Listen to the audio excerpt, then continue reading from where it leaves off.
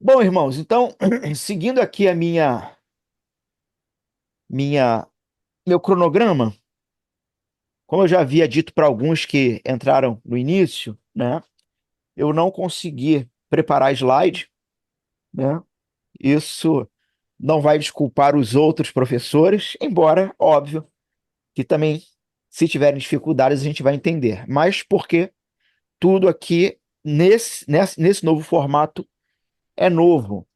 Então, assim, num primeiro momento, eu gostaria de rapidamente passar para vocês quem nós somos como Igreja Presbiteriana Esperança, não é? Alguns já sabem o histórico, outros não, mas de forma bem rápida, talvez, bem resumida. ah, uma plantação que começou em 2019 e ela começou pelo mesmo motivo que muitos, se não todos, vocês acabaram vindo para cá, né? O motivo, isso é muito interessante. E, inclusive, essa é uma das perguntas que a mesa administrativa vai fazer a vocês no dia da reunião presencial. O que te trouxe para cá e o que te manteve, o que te fez querer ser membro, né? E assim, pelo que a gente ouviu nesses anos, da maioria que chegou, e de alguns de vocês que a gente já conversou, o mesmo motivo que os trouxeram e fizeram ficar, de uma certa forma, foi o mesmo motivo que fez a igreja nascer. E qual foi esse motivo? A percepção de que na Baixada Fluminense, e aí falando de Nova Iguaçu, mais especificamente, mas eu pensava em Baixada de maneira geral, né?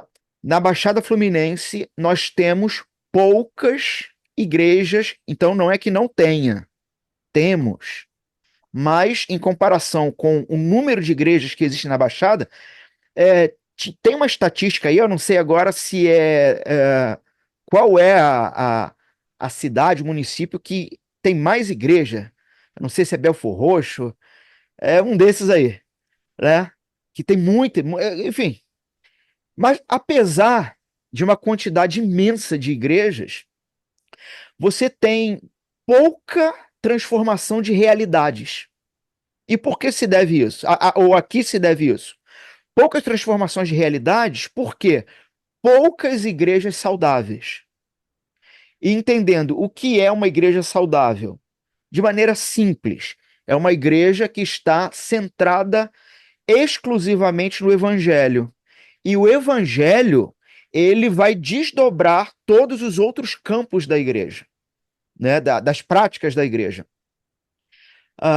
Então, se você tem igrejas que são legalistas, farisaicas ou libertinas, você vai ter um número gigantesco de igrejas, você vai ter uma estatística no censo de tantos por cento de cristãos que aumentaram, mas que de verdade não significa nada, né? Então, a Igreja Presbiteriana Esperança, ela nasce com essa esperança da gente conseguir ser uma igreja saudável, centrada no Evangelho, pautada na Escritura. E, quer dizer, através disso, ah, nos focarmos em pregação expositiva, né? Então, por exemplo, um dos nossos primeiros lemas, que de certa forma é até hoje, e talvez muitos de vocês não saibam, né? E aí, vamos dizer assim, a culpa é minha, faltou marketing, ou faltou falar mais sobre isso, né? Mas talvez, inclusive, muitas pessoas, quando chegam em nossa igreja sem conhecer ou pela primeira vez, estranham muito, principalmente quando vêm de linhas cristãs pentecostais ou neopentecostais, né? Então estranham muitas coisas. Mas por quê? Porque o nosso foco é, com a pregação expositiva, o púlpito dentro de uma teologia reformada. Então, isso é uma maneira de já delimitarmos o seguinte: quem nós somos, e se não é isso que você quer, ou se não é uma pregação expositiva, cristocêntrica e tudo mais. Se não é isso, naturalmente o indivíduo vai perceber que não é o lugar dele aqui, né? Assim, não digo eu, diz o indivíduo que não é o lugar dele. Eu acho que é. Eu acho que um lugar onde a pregação é expositiva é o lugar para pecador estar lá. Mas tem gente que acha que não. Tivemos há alguns anos um caso, há 3 anos, uma situação, por exemplo, em que uma família é, visitou a gente e depois de 2 cultos não vieram mais e eu fui procurá-los e o esposo, né, o marido, disse o seguinte: não, nós estamos procurando uma igreja em que as coisas aconteçam mais rápido. E eu falei: como assim aconteça mais rápido? Não entendi. Ele: não, é porque eu estou abrindo um negócio e assim, assim, assado e coisa e tal. E nós resolvemos ir para Apacentar porque lá tem o culto dos empresários. Falei: ah, entendi. Tá, tá compreendido. Entendi. Amém, né? Que Deus abençoe, se é isso que eles querem, porque o ser humano, ele vai procurar aquilo que o coração quer, né? Só vai procurar o Senhor aqueles que o Senhor lhes abrir o coração. Se o Senhor não lhes abre o coração, os caras vão procurar qualquer outra coisa. E ok, não é, eu não posso fazer nada, né? Então, púlpito reformado. Eu vou ler aqui um documento nosso da própria igreja. Púlpito reformado. Cremos no Evangelho do Senhor Jesus. Perdão. Cremos no Evangelho do Senhor Jesus Cristo, que se trata da sua própria vida encarnada, morte e ressurreição em favor do seu povo pecador. Cremos, a partir disso, na salvação unicamente pela graça de Deus, mediante a fé. Então é isso que cremos, é isso que pregamos. A partir disso, toda a vida da igreja vai andar. Por isso, adotamos os documentos de fé de confissão reformada, e isso se expressa em pregações bíblicas expositivas e estudos e treinamentos teológicos na nossa igreja. Então, aqui é uma forma clara de delimitar quem nós somos e o que estamos oferecendo. Sabe aquela coisa? Já me perguntou uma outra situação também, já visitante chegando, o que essa igreja tem para oferecer? Nós estávamos no hotel. Falei: bom, primeiro tem Jesus, né? Não sei se é o que a pessoa ia querer, mas primeiro tem Jesus. E segundo é assim, assim, assim, assim, assado. Também não ficaram. Tudo bem. Me poupou problema. Por conta do púlpito reformado, nós prezamos, então, pelo culto. O culto, nós entendemos que o culto cristão, ele é a cereja do bolo da vida. É a resposta prática da primeira pergunta do Catecismo de Westminster. Qual é o fim principal do homem? Qual é o objetivo? Com qual motivo? Por que motivo Deus criou o homem, a humanidade? Deus criou a humanidade porque precisava de serviçais? Não. Deus criou a humanidade porque precisava de alguém para lhe fazer massagem nos pés? Não. Deus criou a humanidade, em primeiro lugar, porque ele queria transbordar de si mesmo, de dentro para fora, amor. Então ele cria seres que possuem a dignidade suficiente para receber um amor relacional dele, seres à sua imagem e semelhança. Então ele cria a humanidade para cuidar de nós e nos relacionarmos, né? Eu sei que somos servos do Senhor e nós temos essa ideia. O problema é que, novamente, quando você perde a, a uma ótica bíblica a partir do evangelho, quando tu perde isso, você cria uma comunidade de pessoas que pensam que foram criadas para trabalhar para Deus e não fomos criados para isso. E talvez para muitos isso pode ser um absurdo ou uma novidade ouvir uma coisa dessa. né? Mas como assim, pastor? Não fomos criados por Deus para trabalhar para Ele. Mas de onde nasce essa interpretação teológica, bíblica? Nasce de um abandono do evangelho para uma construção de fé a partir das suas próprias obras, onde as suas obras vão te, entre aspas, né, justificar. Então não fomos criados para isso. Em Gênesis 1, perdão, Gênesis 1, 2 1 e 2. Deus planta um jardim. Deus coloca tudo para nós lá.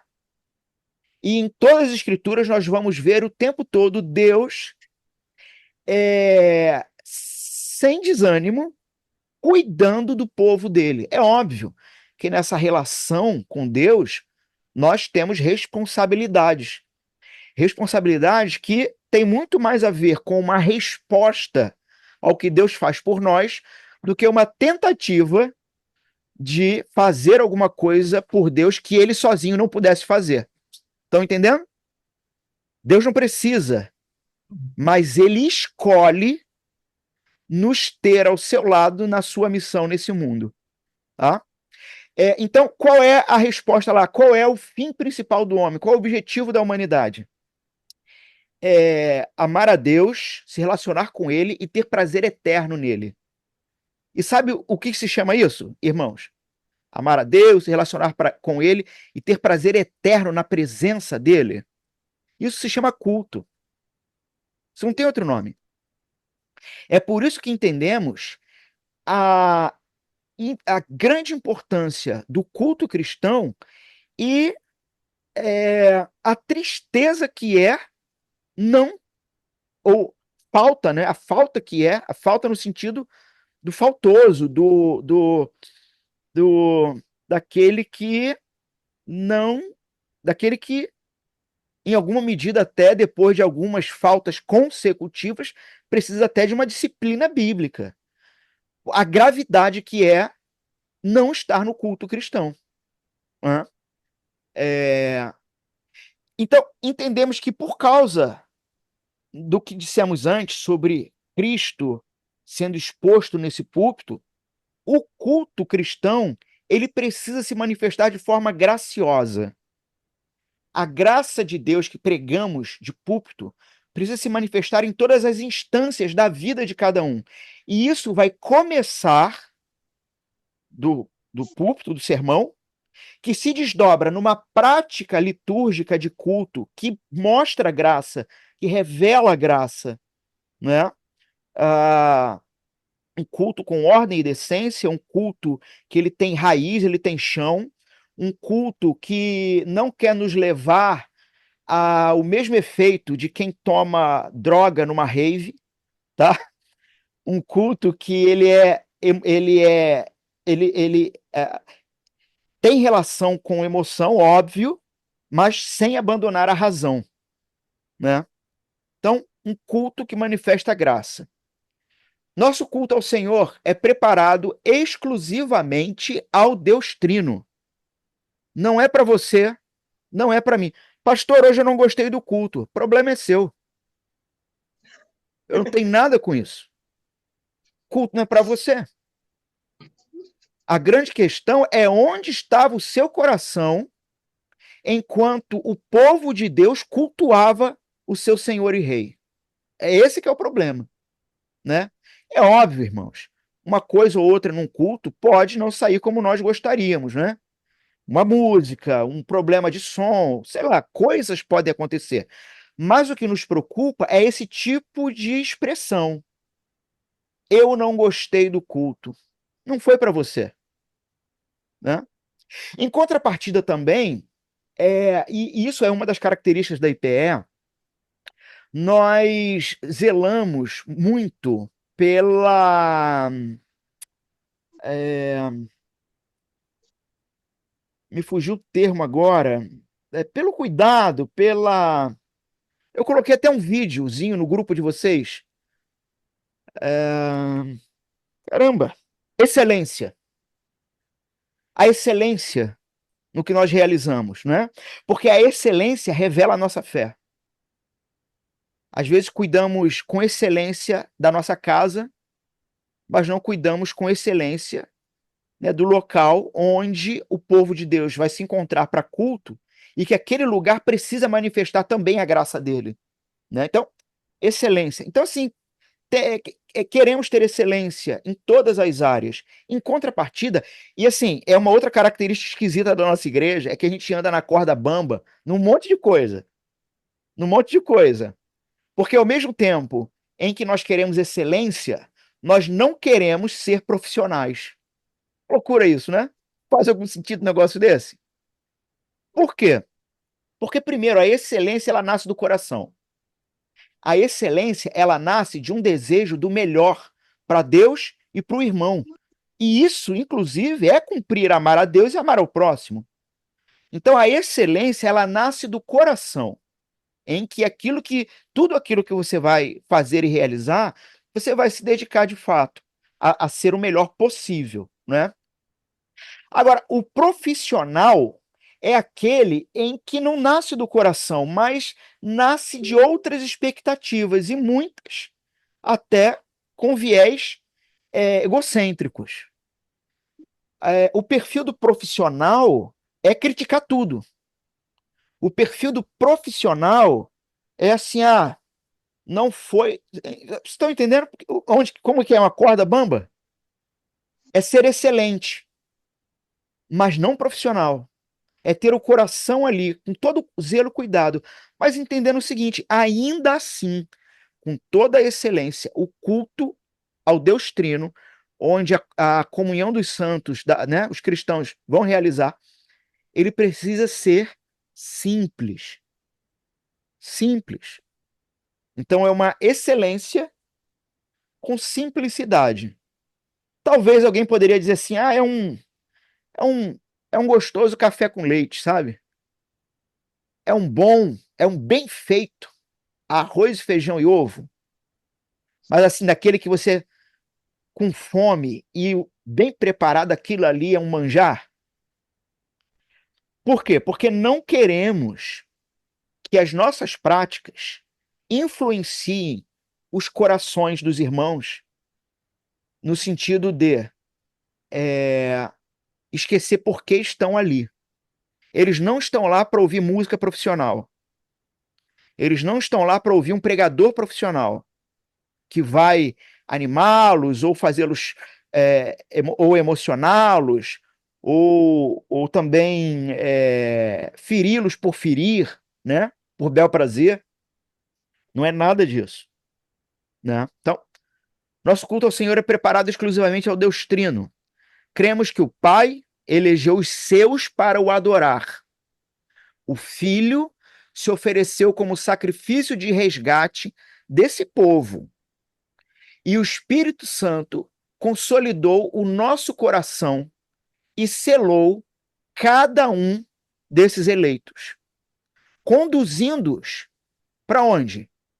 Até o reencontro com Jesus Cristo. Assim sendo, nosso culto manifesta essa graciosa mensagem na sua liturgia, nas leituras públicas e orações, bem como também nas canções entoadas durante o culto, tá? Agora, então assim, de novo, a igreja nasceu lá atrás com esse sonho, com esse desejo, com essa percepção de termos mais igrejas bíblicas centradas no evangelho. Um púlpito, um culto. Só que, e aí de novo, qual é o fim principal do homem? É adorar a Deus e gozá-lo para sempre, ter prazer eterno nele. Para isso fomos criados. Não para o trabalho, mas para o relacionamento prazeroso com Deus. E aí, a palavra de Deus nos revela ele, nós vamos ver isso no segundo tempo, e nos leva ao culto. Só que quando a gente olha ao nosso redor, quando a gente olha para os nossos familiares, vizinhos, colegas de trabalho, nossa sociedade, nosso bairro, nossa cidade, né? Nossa comunidade local, no sentido da cidade, do bairro. Quando a gente olha para eles, nós percebemos o seguinte: caramba, eles não estão cultuando ao Senhor. E o cristão centrado no evangelho é aquele sujeito em que o evangelho chegou nele de tal maneira que todas as outras coisas da vida perderam o sabor. É, com risco de perder a linha de raciocínio, espero que eu não perca, mas é como a Cláudia que me falava muito isso e eu já vi que é verdade. Quando você abre mão de comer certas coisas industrializadas, logo você começa a sentir o verdadeiro sabor dos alimentos naturais. É incrível. Quando você tira o permanganato de sódio, não sei o que, não sei o que, esses aditivos nos alimentos, né? Quando tu para de comer Cheetos, quando tu para com esse negócio e você come comida de verdade, o teu sabor muda, né? O evangelho, ele nos desintoxica das paixões corruptas deste mundo. E aí, o cristão é uma pessoa que definitivamente entendeu que não vive neste mundo e para este mundo. Num certo sentido. Tá? Então, ele perdeu. Ele perdeu. Não é que ele não deva trabalhar, não deva estudar, não deva se envolver. Isso está dentro da teologia reformada, inclusive, que é uma diferença das teologias pentecostais ou católico-romanas, ou outras que sejam. Um envolvimento na sociedade, tá? Mas não vamos desdobrar isso hoje, a não sei, no final, se der tempo, vocês podem perguntar. Mas a gente sabe, nós sabemos exatamente a quem servimos e pelo que vivemos. Enfim, o cristão ele tem então a vida e a mente virada pelo evangelho e ele olha em volta. E assim, antes de olhar em volta, ele olhou para o Senhor. E o Senhor foi doce, lhe foi amável. O Senhor, Deus, Trino, lhe cativou o coração de uma maneira que nada mais, nem ninguém nesse mundo consegue substituí-lo no seu coração. Você passa a amar a Deus. Óbvio, não vamos conseguir amar ainda por causa da carne, do corpo, né? De maneira perfeita, mas em Cristo somos justificados ainda dessa falta e o amamos. Então nós ficamos assim, olhamos para o Senhor e não queremos nada que não provenha dele mesmo. Tá? E o culto tem que refletir isso, inclusive. Não só na sua liturgia, mas naqueles que estão cultuando. Muito bem.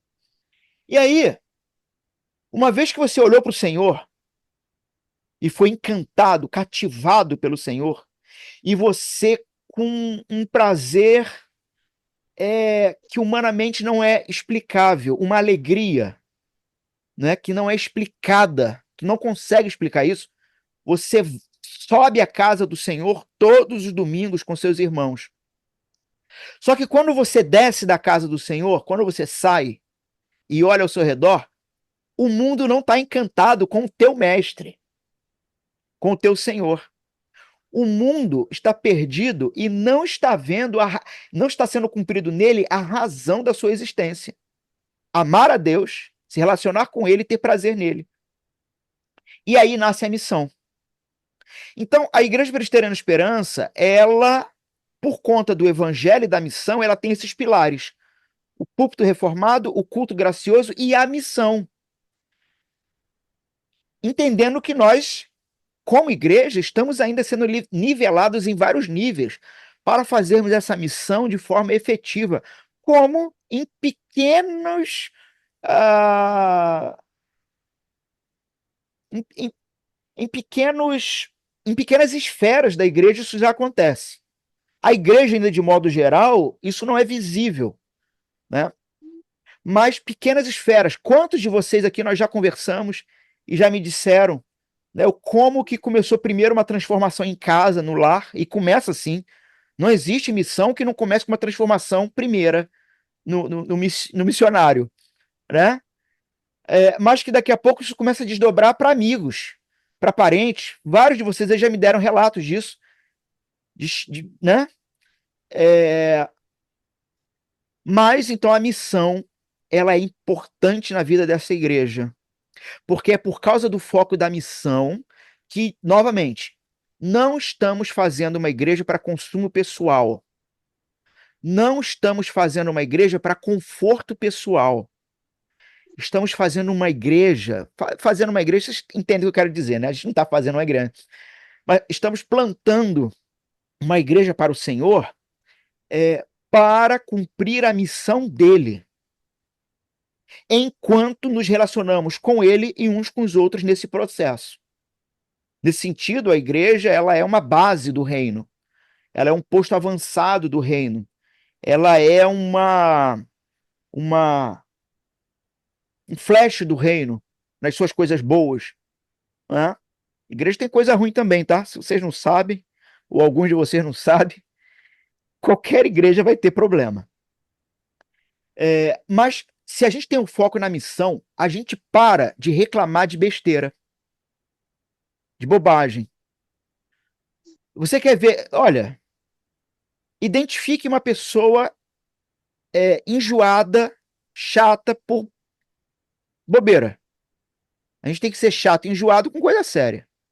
Mas identifique uma pessoa chata, enjoada com bobeira, e você irá identificar uma pessoa que não tem o coração na missão de Deus.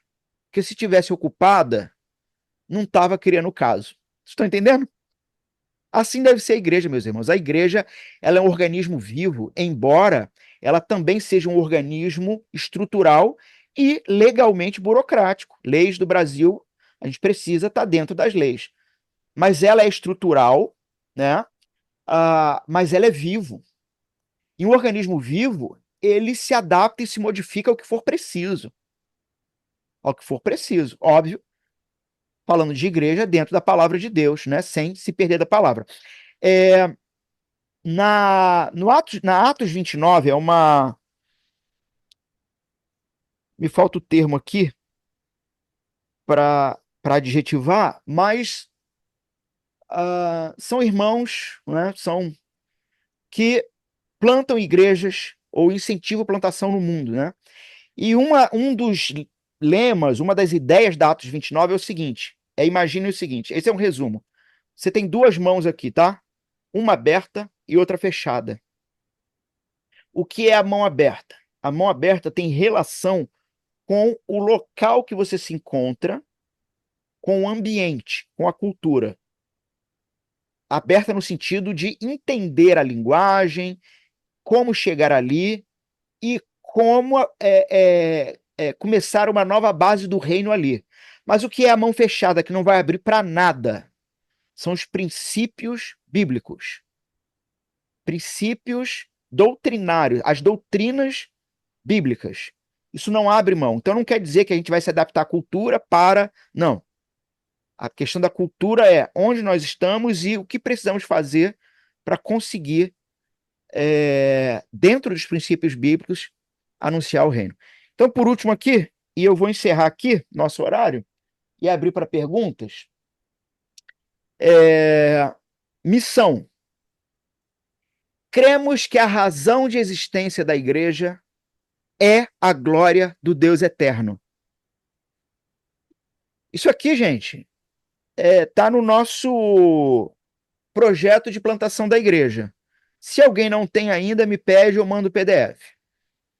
Então, cremos que a razão da existência da igreja é a glória do Deus eterno. Fomos criados por Deus para o louvor da sua glória, pois não há outro Deus capaz de conquistar o coração humano e trazer paz. Não há. No entanto, entendemos que grande parte da humanidade não conhece o nosso Deus.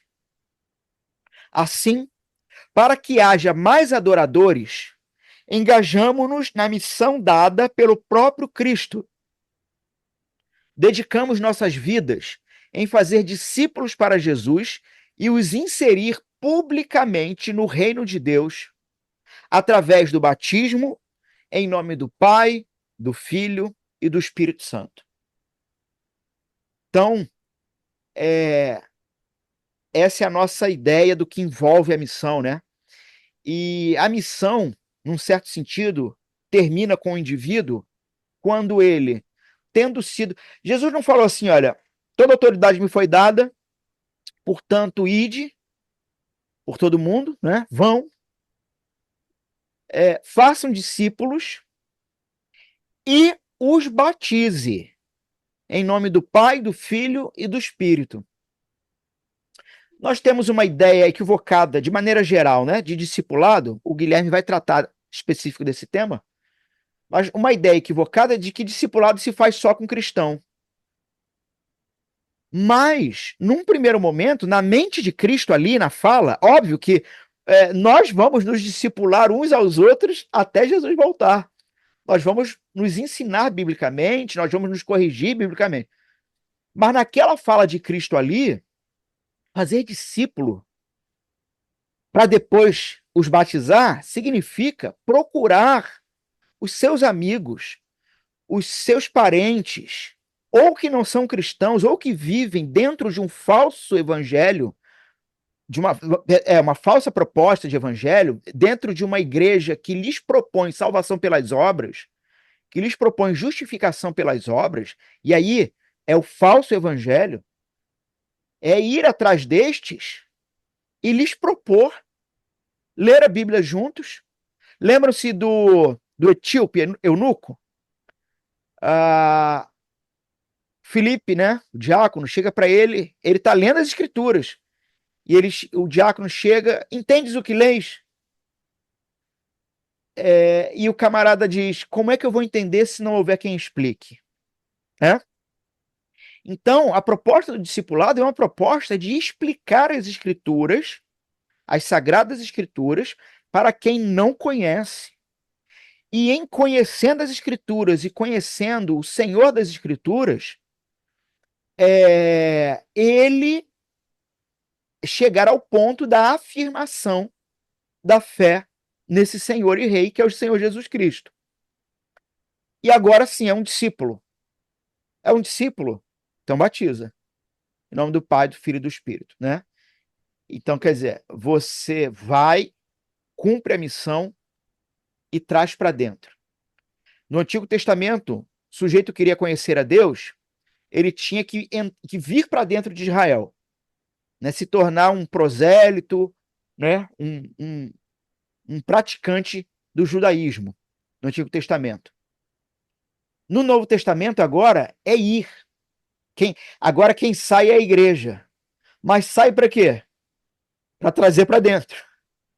A gente vai, Cristo ganha pela nossa instrumentalidade, nós somos instrumentos, Cristo ganha o indivíduo, Cristo nos deu a fórmula batismal e o ritual, que é o batismo, para trazê-lo para dentro, e nisso o reino se expande mais. Agora esse indivíduo vai ser preparado para ir fazer mais, e assim vai. Igrejas que não fazem isso são igrejas que gastam seu dinheiro, seu tempo, suas energias e criam cabelos brancos para ficar entretendo outros crentes. São igrejas que vão gastar recursos vindo do Senhor de forma da forma que não deveria. O Senhor deu recurso e o sujeito faz um evento. Entenda, irmãos, estou falando de eventos levianos, tá? Um evento, por exemplo, de cunho teológico, é um evento para o crescimento da igreja e preparação para a missão, está dentro da ideia, mas eu estou falando de eventos levianos. Então, Igrejas que não estão focadas na missão do reino por causa do evangelho serão igrejas que terão a tendência de passar a sua vida fazendo festinhas e entretendo ovelhas e bodes, e às vezes mais bodes do que ovelhas. Porque a isca dessas igrejas são as festas. O dia que a festa acabar, a turma vai embora. Agora, se a nossa isca, usando a ideia do peixe, não é? Você joga a isca. Se a nossa isca é o próprio evangelho que é revelado pelas escrituras, irmão, é só manter o evangelho e discipular. Os eleitos do Senhor serão resgatados. Os afastados serão restaurados. Os mortos ganharão vida. O reino de Deus se espalha e Cristo vem em algum momento. E nós fomos chamados por Deus para sermos inseridos nessa missão.